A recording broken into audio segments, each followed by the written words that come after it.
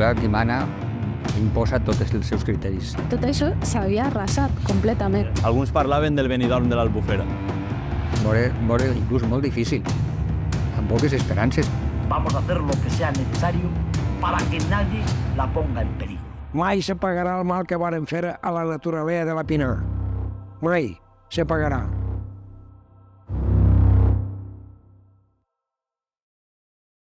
El nuevo parador Luis Vives de la Subsecretaría de Turismo, que completa la obra de una gran zona urbanística comenzada en 1964.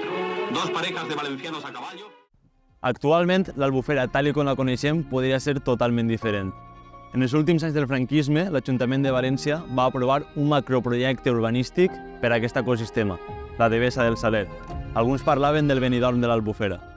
Era un projecte de creació d'una urbanització de luxe en 2/3 parts de la platja del Saler. Implicava la destrucció d'ecosistemes, la desaparició de tota la línia dunar i la construcció massiva d'hotels, residències, centres socials, culturals, etc. Aquest pla s'havia presentat en públic en 1963 i s'aprovava en les condicions que s'aprovaven les coses en el franquisme, sense concursos públics ni res. Això era una dictadura i una dictadura que mana imposa tots els seus criteris. Total, que el gran pla urbanístic es va posar en marxa i aquest bosc totalment verge anava a ser arrasat pel cement, causant que moltes espècies d'animals que viuen així abandonaren l'Albufera. Clar, però això ens va vendre els valencians i les valencianes com una mina de diners. El turismo ha llegado para salvarnos. I allà que anaven, les pales, les grues, els camions de ciment, tot el tinglao.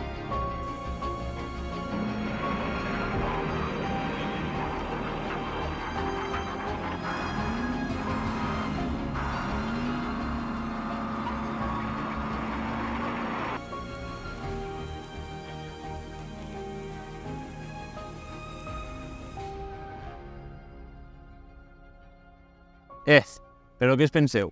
Que la gent que havia crescut jugant en el bosc i la platja del Saler s'anava a quedar de braços creuats? Aleshores, el moviment d'oposició es comença al principi en unes crítiques de biòlegs que no veuen clar el que s'està fent allí, però la cosa queda ahí. Són unes crítiques inicials, però que a continuació, ja a principi dels anys 70, es comença a canviar l'opinió pública valenciana, es comencen a adonar-se que estan desapareguent les pinaes, que ha desaparegut l'atractiu que tenia el bosc del Saler, que tal com el coneguem ara, ja diguem-ne plenitud. Que el xaparol el varen fer en zones més desertes que no aprofita per res, el varen fer, però no, el feren ahí, a l'adreça. I sé per què una quantitat gran de pinar. Per disfrute de 4, jugant al golf, perquè és un camp de 18 pistes. Home, què vols que te diga? Què vols que te diga? Quants van a jugar al golf i què és el que pot deixar això? Quina fortuna pot deixar això? Per mi és més una classe social alta que els beneficis que pugui deixar. Mai se pagarà el mal que varen fer a la naturalesa de la Pinar. Mai se pagarà. I s'organitza un moviment ciutadà d'oposició, un moviment ciutadà que estava en condicions de dictadura. Era molt difícil de crear i de mantindre, i sobretot d'actuar, perquè ni podies passar escrits legalment, si els passaves podien empresonar-te, les accions públiques, és a dir, concentracions o manifestacions, no estaven permeses, tampoc tenien mitjans de comunicació que els recolzaren, però en un treball constant se van aconseguir algunes coses importants, i és que llançar un lema de l'actuació, que va ser el Saler per al poble. Es va aconseguir, es començar alguns articles en la premsa publicar-se, el diari Las Provincias va fer un canvi. Al principi estava a favor de la urbanització d'una manera molt activa, però en 1973 hi ha un canvi en la direcció i el diari canvia de posició. I se converteix en una espècie de tribuna de la gent que està en contra de la urbanització. Espera. No podem passar per alt una persona que va ser imprescindible per impulsar el moviment. El Reggae de la Fuente era una persona molt popular per els programes que feia. De fet, continua sent una persona molt coneguda. I feia uns programes estrictament científics. Els biòlegs que s'havien començat a ser crítics en València el coneixien. Se posaven en contacte amb ell, li contaren el problema. I en realitat en 2 programes d'ell, un d'ells pràcticament el va dedicar sencer al problema del Saler. I en l'altre també va fer... Això té un ressò en València molt gran. I a partir d'ahí és quan es comença, a canviar l'opinió pública en València. Estoy completamente convencido de que la Albufera, la vieja, la eterna y la siempre nueva Albufera de Valencia debe seguir siendo la Albufera de Valencia. No la quiten ustedes más partes, que está bastante amenazada. Vamos a hacer lo que sea necesario para que nadie la ponga en peligro. Fins a aquest moment tot el món pensava que allò era la glòria, no? Perquè com dia el manat del turisme havia passat de llarg, que això anava a resoldre el problema, i el que fa ell és un toc d'atenció. Simplement, però és una opinió molt solvent i molt creïble. I es comença a canviar l'opinió pública. Així el Puigceró ja començava a bullir. S'aconsegueix, per exemple, un moment important, i és que en el Col·legi d'Arquitectes poder organitzar una exposició contrària als plans de l'Ajuntament en aquest moment. I resulta que aquesta exposició, que era en realitat una contraexposició d'una que estava fent de l'Ajuntament, arriba a tindre més assistents que l'oficial de l'Ajuntament, i això genera un ambient en la ciutat important. Se llança un manifest en contra i aquesta carta arreplega més de 15.000 firmes. Avui en dia, 15.000 firmes és una tonteria, perquè ja per internet ne pots arreplegar 10 voltes més. I a banda, signar aquest manifest, aquesta carta, la gent ho sentia com una certa por, perquè, en fi, no sabia com podia reaccionar-se el règim, no? Franquista.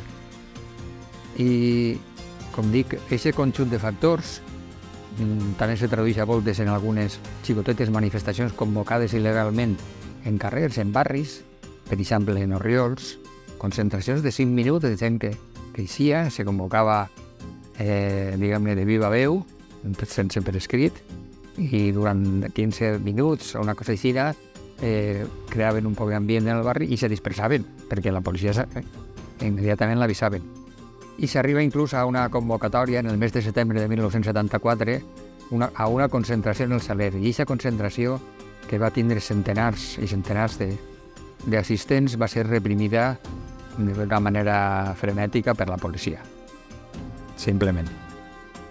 I aquest moment coincideix, com dic, en l'estiu de 1974. Aquest és el moment àlgid.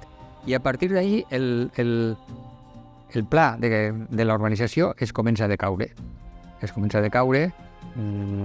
Se retiren algunes de les coses que l'Ajuntament havia plantejat, i quan ve el primer Ajuntament democràtic, amb les eleccions de 1979, anul·la el pla i passa a una política activa de recuperar, és el que vos he contat, de restauració de les dunes, de plantació d'arbres, de no construir més, etc.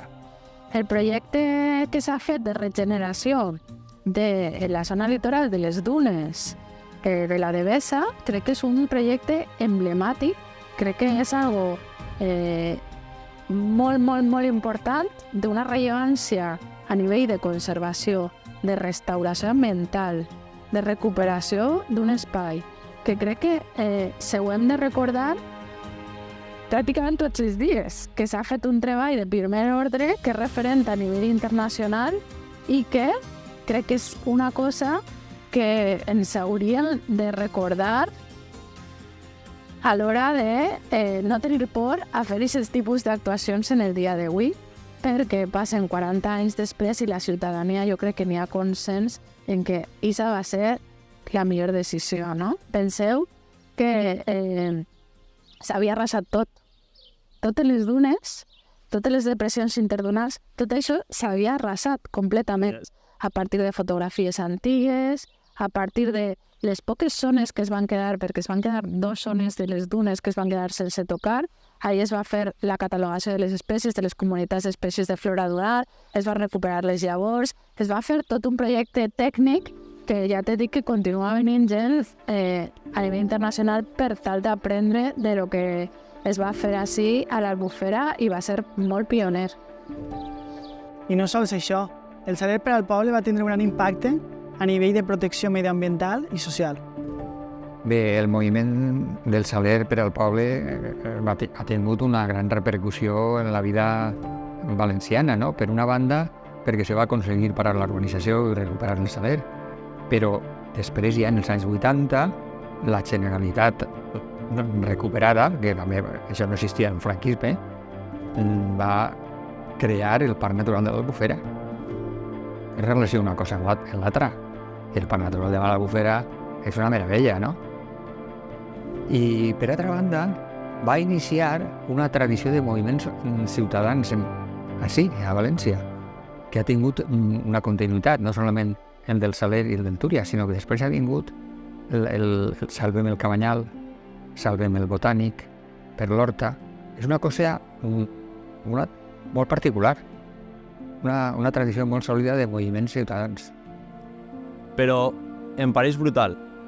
En el context històric que es trobava aquella gent, com aconseguiren tombar un macroprojecte urbanístic d'aquest nivell? A veure, nosaltres sempre vam veure difícil, veure inclús molt difícil, amb poques esperances, perquè el règim no entenia res ni volia comprendre res. Però van ser perseverants, van mantindre el moviment fins al final i ja quan va vindre la transició comprengueren que això se podia aconseguir.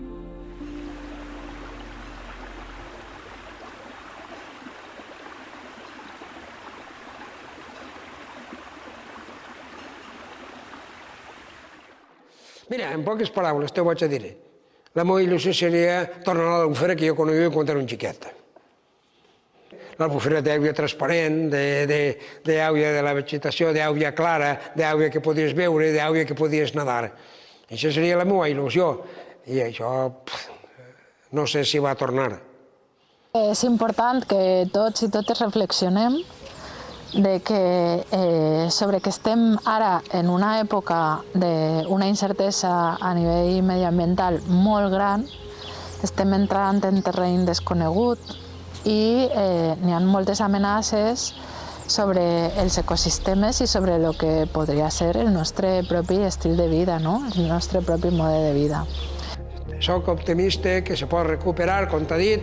Ojalà se recuperara el 100% de lo que t'estic dient, d'eixa recuperació, d'eixa Albufera, de l'aigua clara, l'aigua transparent, l'aigua de qualitat, no sé, però ja me'n conformaria en que se recuperara un 80% d'eixe 100% que estava abans. Aleshores, crec que és important ja fer una parada i prendre en sèrio que la conservació de la natura i la reducció dels nostres impactes en el medi és algo que hem d'assumir com una tasca prioritària des de ja.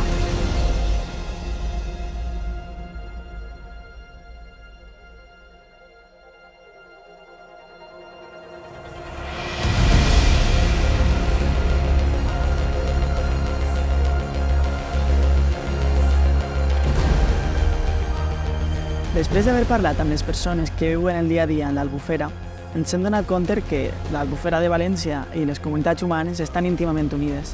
És a dir, depenen l'una de l'altra per a sobreviure. Però el que no podem fer és cometre els mateixos errors que les generacions passades. aquelles que gasten en l'Albufera com un femer i miraren cap a l'altre costat. Les mateixes que pensaven que un model de turisme massiu seria la solució per a aquesta joia natural. El que sí podem fer és aprendre dels errors, de la valentia i el coratge d'aquelles persones que sí miraren cap al problema, que s'alçaren per defendre la seva terra i lluitar per bé comú i no pel benefici d'uns pocs. Ben cert és que l'Albufera ja està començant a recuperar-se, però això no vol dir que estiga tot fet. Hem de seguir aportant el que puguem i valorant el que tenim, que no és poc, i entendre que sense aquests ecosistemes estem acabats. Es requereix de cada un de nosaltres per a complir el somni de la gent local, un somni que aplegat a aquest punt també és nostre. L'Albufera d'aigua transparent. L'Albufera viva. Un missatge que diria que això és una quota de pescadors que porta ja quasi 800 anys a exercir la pesca de l'Albufera, que és una activitat tan decent com puc conservar i que els que vulguin, els que se puguen dedicar-se a pescar a l'Albufera, que se podrien guanyar la vida en l'Albufera i mantindre aquesta cultura de la pesca, perquè la pesca és una de les tradicions més antigues que n'hi ha.